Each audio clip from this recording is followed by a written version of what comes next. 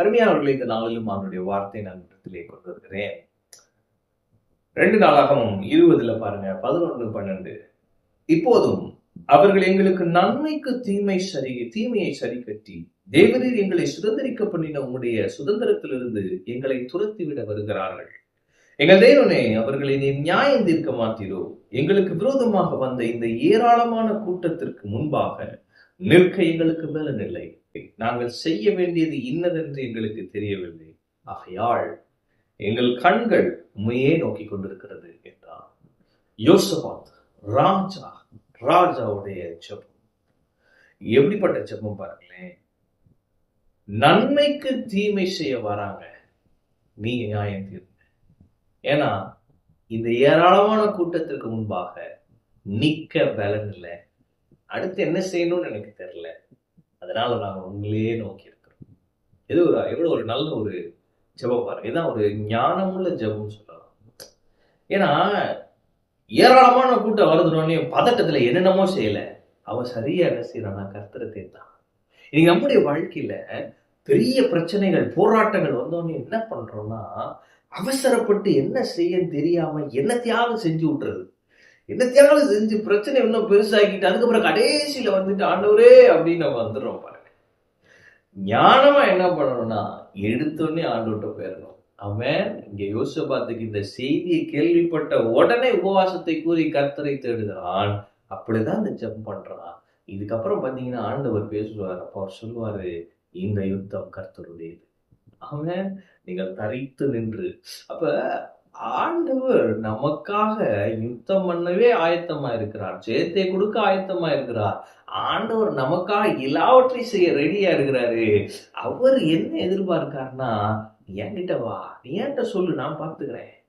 நீயா டீல் பண்ணணும்னு நினைக்காத. நீங்க நிறைய நேரம் நம்ம பாருங்க, நம்மளா டீல் பண்ணிடணும்னு நினைக்கிறது. நம்மளுடைய டேலண்ட்ஸ், நம்மளுடைய திறமையை வச்சு இதை அப்படியே சரி பண்ணிடலாம் அப்படின்னு நம்ம நினைக்கிறோம் பாருங்க. ஆனா ஆண்டவர் என்ன எதிர்பார்க்காரு?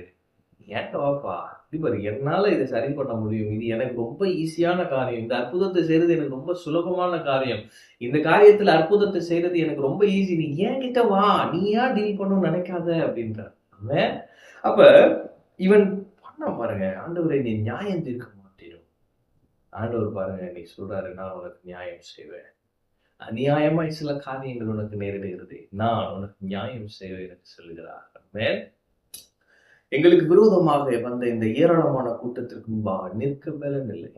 ஆண்டவரே, எனக்கு பலனே இல்லைன்னு நீங்க சொல்றீங்களா? அவர் சொல்றாரு, என் கிருபை உனக்கு போதும். ஆமென். அவரே உங்கள் பலனா இருப்பார். அவர் உங்களுக்கு தம்முடைய கிருபைகளை தருவார். ஆமென். என்ன செய்வதென்று தெரியவில்லை. அவர் சொல்றாரு, நீ ஒன்னும் செய்ய வேணாம், நான் பார்த்துக்கிறேன். ஆமென். ஆகையால் என்னுடைய கண்கள் உண்மையை நோக்கி இருக்கு. இதுதான் ஆண்டவர். நீ என்னையே நோக்கி இருப்பா. அவர்கள் அவருடைய முகத்தை நோக்கி பார்த்து பிரகாசம் அடைந்தார்களாம்.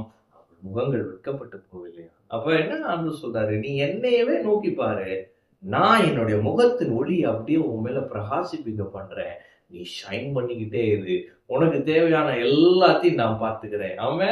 அப்போ ஒரு நல்ல தகப்பனாய் இவர் சொல்றது என்னன்னா, நீ என்ன ஃபோக்கஸ் பண்ண, நான் உன்னை ஃபோக்கஸ் பண்றேன். உனக்கு தேவையான எல்லாத்தையும் நான் செய்யறேன். அது எவ்வளவு பெரிய வெற்றியா இருந்தாலும் நான் உனக்கு தருவேன். அது எவ்வளவு பெரிய பண கஷ்டமா இருந்தாலும் அதை நான் சரி செய்வேன்.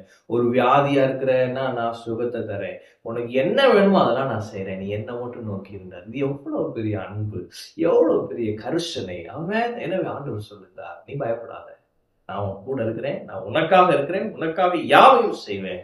நீ என்னையே நோக்கிடு. இன்றைக்கு நான் உனக்கு நியாயம் செய்வேன். இன்றைக்கு நான் உனக்காக யுத்தம் செய்வேன்.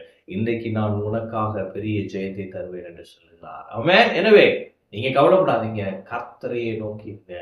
கர்த்தர் காரியத்தை கைப்பிடி வர பண்ணுவார். கர்த்தர் பெரிய ஜெயத்தை தருவார். இன்று உங்களுக்கு நியாயம் செய்வார். ஆமென். கர்த்தர் உங்களோடு இருக்கிறார். கர்த்தர் உங்களை ஆசீர்வதிப்பார்.